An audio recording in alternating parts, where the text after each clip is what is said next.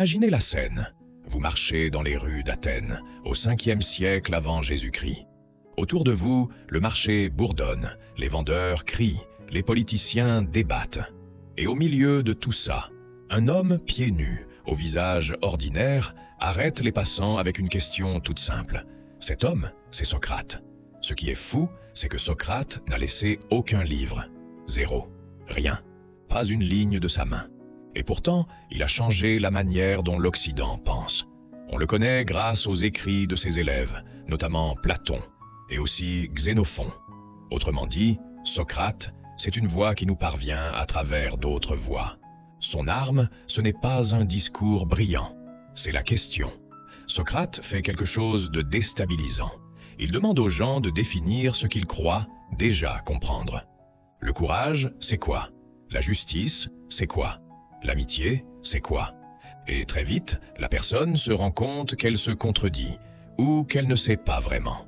Socrate appelle ça « faire accoucher les esprits ». Comme une sage-femme, il aide les idées à naître. D'ailleurs, sa mère, dit-on, était sage-femme. Joli symbole. Et puis il y a cette histoire célèbre. Un ami va consulter l'oracle de Delphes et demande qui est le plus sage des Athéniens. Réponse: Socrate. Lui, il ne bombe pas le torse. Au contraire, il se dit « impossible ». Alors, il enquête. Il interroge les réputés savants, les grands orateurs, les experts. Et il découvre qu'il parle souvent avec assurance, mais sans vraie clarté. Sa conclusion est mordante.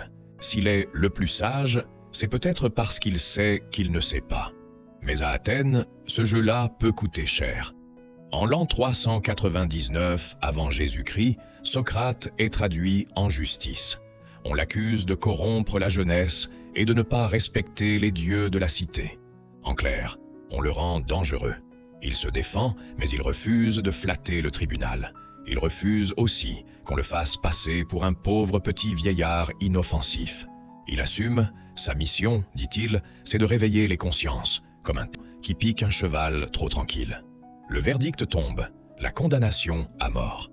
Ses proches lui proposent de fuir.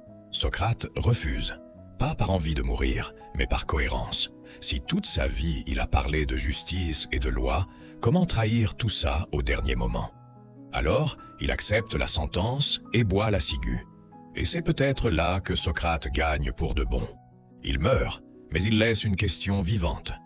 Quand vous affirmez quelque chose avec certitude, est-ce que vous le savez vraiment ou est-ce que vous le croyez seulement?